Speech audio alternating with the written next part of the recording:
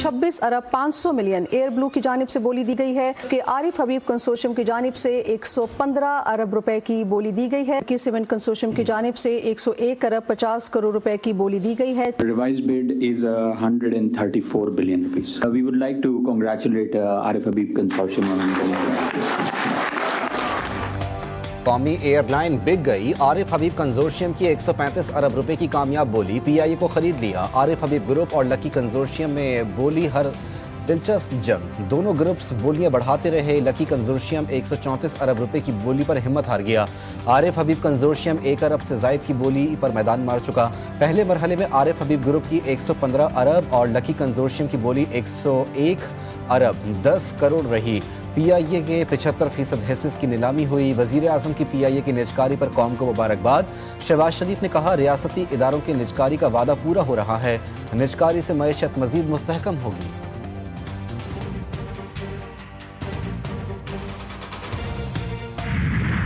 यही है कि जो एयरलाइन के यूजर्स हैं उनके लिए अच्छी सर्विस मुहैया की जाए।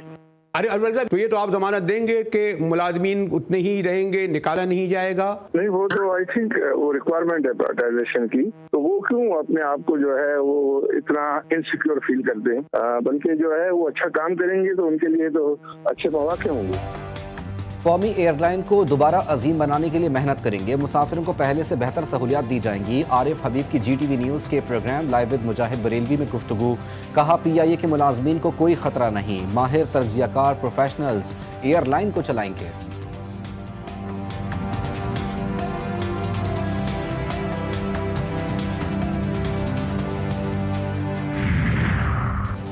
हुकूमत का मकसद कौमी एयरलाइन को बेचना नहीं बल्कि इसे पांव पर खड़ा करना है। निजकारी से मुल्क में सरमायाकारी की मुशीर निजकारी कमीशन मोहम्मद अली की गुफ्तगू। कहा बोली से हासिल रकम का 92.5% हिस्सा कौमी एयरलाइन की बेहतरी पर खर्च होगा। वफाकी वज़ीर दाखिला मोहसिन नकवी की आरिफ हबीब को मुबारकबाद। कहा पीआईए निजकारी के लिए बोली अच्छी और शफाफ रही। वज़ीर दिफा ख्वाजा आसिफ का कहना है कि सरकारी तहवील में इदारों की निजकारी से खरबों के नुकसान से निजात मिलेगी। पाकिस्तान को रिवायती और गैर रिवायती नौयत के मुस्तकिल चैलेंजेस का सामना है। Challenges military intelligence, cyber information, economics और दीगर शोबों तक फैले हुए हैं। चैलेंजेस से निपटने के लिए तमाम स्टेक होल्डर्स में हम आहंगी ज़रूरी है। फील्ड मार्शल आसिम मुनीर की नेशनल डिफेंस यूनिवर्सिटी के दौरे के दौरान गुफ्तगू। फील्ड मार्शल को नेशनल सिक्योरिटी चैलेंजेस और उनके तदारुक से मुतालिक ब्रीफिंग दी गई। फील्ड मार्शल का बदलते सिक्योरिटी माहौल में कसीरुल-जहती तैयारी पर जोर। कहा चैलेंजेस से निपटने के लिए मुस्तकबिल के लीडर्स को तरबियत याफ्ता होना चाहिए। सैयद आसिम मुनीर ने आलमी, इलाकाई और दाखिली सिक्योरिटी की बदलती सूरत हाल पर रोशनी भी डाली।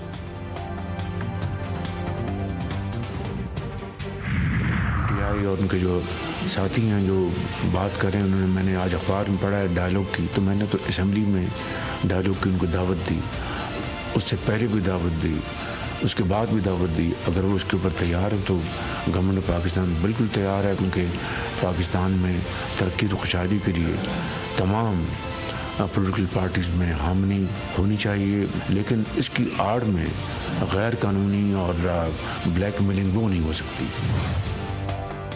वज़ीर आज़म की फिर तहरीक इंसाफ को मुज़ाकरात की दावत। शहबाज शरीफ ने कहा अपोजिशन अगर बात करना चाहती है तो तैयार है, लेकिन मुज़ाकरात की आड़ में ब्लैकमेलिंग नहीं चलेगी। वज़ीर आज़म शहबाज शरीफ ने वाज़ेह कर दिया। कहा जो जायज़ मामलात हैं सिर्फ उनकी रोशनी में डायलॉग आगे बढ़ सकते हैं। तरक्की और खुशहाली के लिए सियासी जमातों में हम आहंगी होनी चाहिए। मुल्क को आगे चलना चाहिए।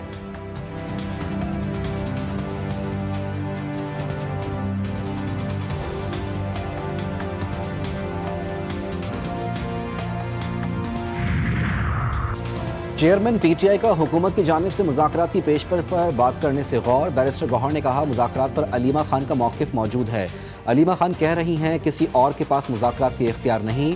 अगर कोई शख्स मसले के हल की कोशिश कर रहा है तो पजीराई होनी चाहिए।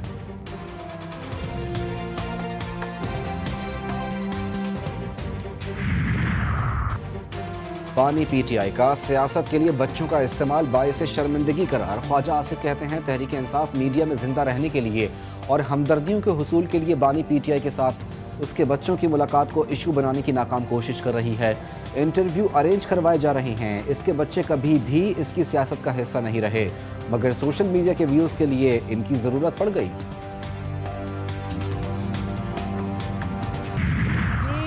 माजी की सबसे बड़ी स्पेक्ट्रम ऑक्शन है। दूसरी इसकी जो मुख्तलिफ बात है वो ये है कि 2 ऐसे बैंड्स हैं जो पहले ऑक्शन हुए 1800 और 2300 का, और बाकी तमाम बैंड्स जो हैं वो पाकिस्तान में पहली दफ़ा ऑक्शन होने जा रहे हैं। इसका क्या मतलब है? इसका 3G और 4G की क्वालिटी बेहतर होगी, मगर पाकिस्तान में पहली दफ़ा 5G भी मुतारिफ हो जाएगा। हुकूमत का जल्द 5G सर्विसेज शुरू करने का फैसला। वजीर IT शिजा फातिमा ने कहा, जल्द पाकिस्तान में 5G मुतारिफ हो जाएगा। आइंदा 4 से 6 माह में तमाम अमल मुकम्मल होगा। 600 मेगाहर्ट्ज स्पेक्ट्रम की ऑक्शन करने जा रहे हैं। कोशिश है फरवरी 2026 के पहले हफ्ते में ऑक्शन मुकम्मल कर लें। वजीर ख़जाना मोहम्मद औरंगजेब ने कहा, ECC ने स्पेक्ट्रम ऑक्शन की मंजूरी दे दी। डिजिटल पाकिस्तान के सफ़र को तेज़ कर रहे हैं।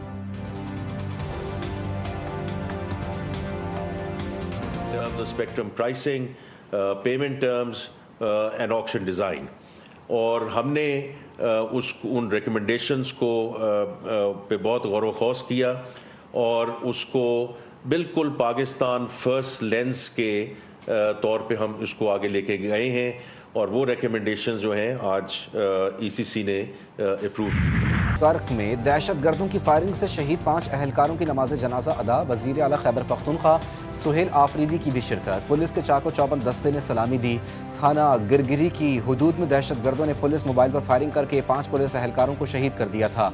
सदर मुमलिकत वजीर आजम शहबाज शरीफ और वजीर दाखिला की मजम्मत। पुलिस अहलकारों की शहादत पर अफसोस का इजहार।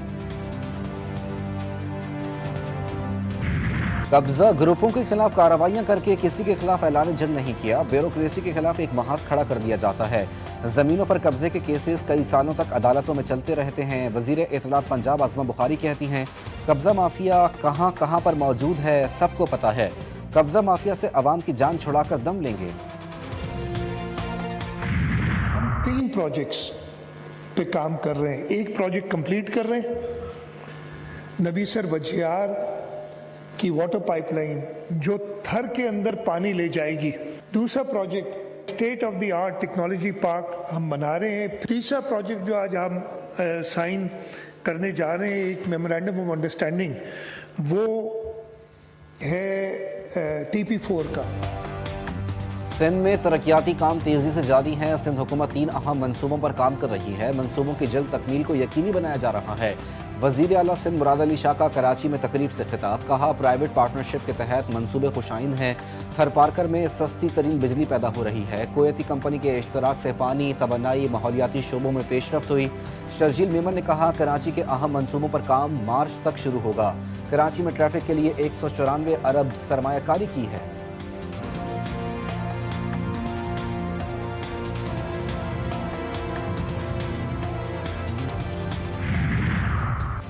कराची में तेज रफ्तार ट्रक ने एक और मासूम की जान ले ली। मंगूपीर में 4 साला बच्ची को ट्रक ने कुचल दिया। बच्ची मौके पर ही दम तोड़ गई। रायमंड मौके पर फरार, ट्रक को तहवील में ले लिया गया। रॉयल बहरीन नेवल फोर्स के कमांडर का नेवल हेडक्वार्टर इस्लामाबाद का दौरा। नेवल चीफ से रॉयल बहरीन नेवल फोर्स के कमांडर की मुलाकात। बाहमी दिलचस्पी के उमूर, इलाकाई बहरी सलामती पर तबादला ख्याल, बहरी ताउन और दिफाई इश्तराक बढ़ाने के इम्कानात पर गौर। पाकिस्तान बहरीन का पेशा वराना रवाबित मजीद मजबूत बनाने के अज़्म का इरादा।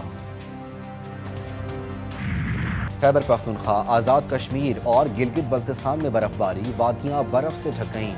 दीर में बर्फबारी के बाद मौसम हसीन हो गया। स्वात, कालाम, मालम जब्बा, बाबूसर टॉप पर बर्फबारी के बाद हर जानिब सफ़ेद चादर बिछ गई। मानसहरा, नौशहरा, हंगू, बाजोड़, कुहाट, ओगी और बालाकोट में भी बारिश से मौसम सर्द। महकमा मौसमियात के मुताबिक बालाई इलाकों में आइंदा चंद रोज़ तक सर्द मौसम और वक्फे वक्फे से बारिश का सिलसिला जारी रहने का इम्कान है।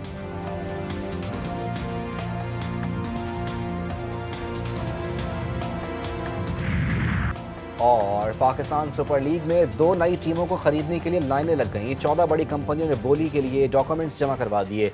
एक नई टीम का खरीदार अमेरिका से होने का इम्कान। टीमों की खरीदारी की बोली के लिए डॉक्यूमेंट्स जमा करवाने की कल आखिरी तारीख है। अहल बोली दहंदगान का ऐलान 27 दिसंबर को होगा। टीमों की बिडिंग 8 जनवरी को ओपन ऑक्शन में होगी।